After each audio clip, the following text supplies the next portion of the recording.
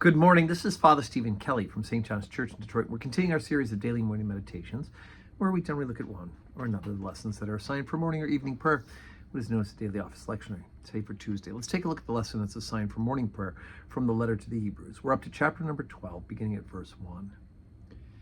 Wherefore, seeing we also are compassed about with so great a cloud of witnesses, let us lay aside every weight and the sin which doth so easily beset us, and let us run with patience the race that is set before us, looking unto Jesus, the author and finisher of our faith, who, for the joy that was set before him, endured the cross, despising the shame, and is set down at the right hand of the throne of God.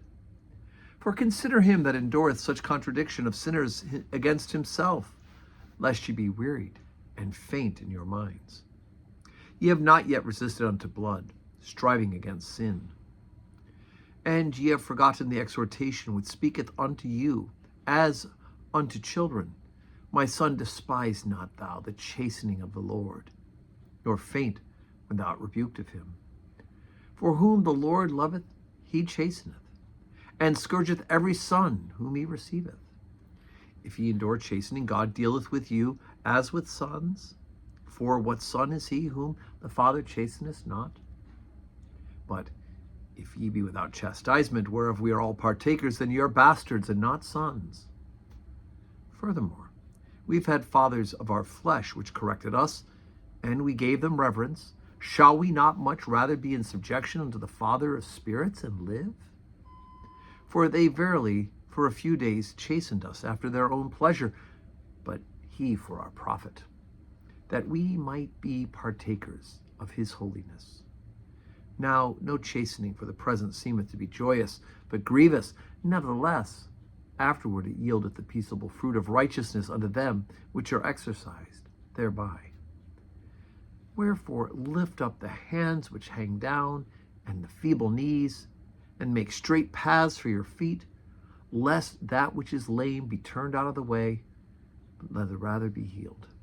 Follow peace with all men and holiness, without which no man shall see the Lord.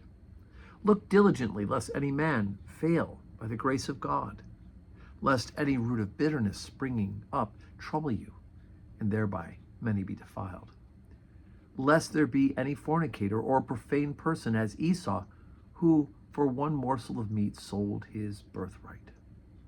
For ye know how that afterward, when he would have inherited the blessing, he was rejected.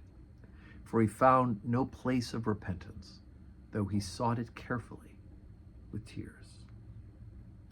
Okay, so hard sayings today in the book of letter to the Hebrews. Having, the chapters before, we talked about all these great models of faith and all the things that they endured, the punishments and the chastisement and the tortures.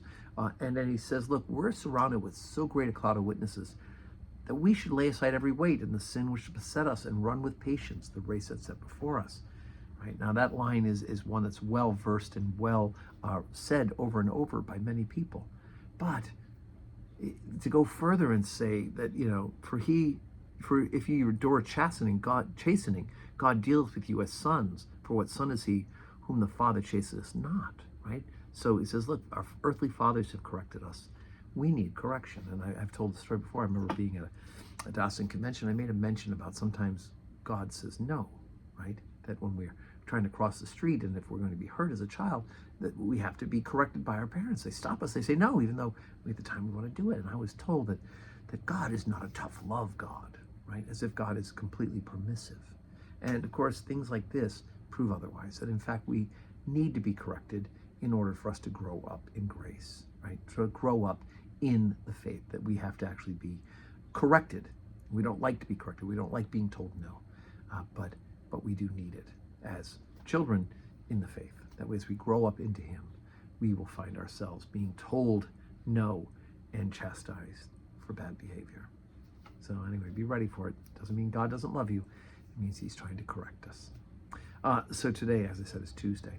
We have 12:15 Holy Communion and 4 o'clock evening prayer. Hope you can join us in person. If not, where you're watching this live stream, join us and pray with us here.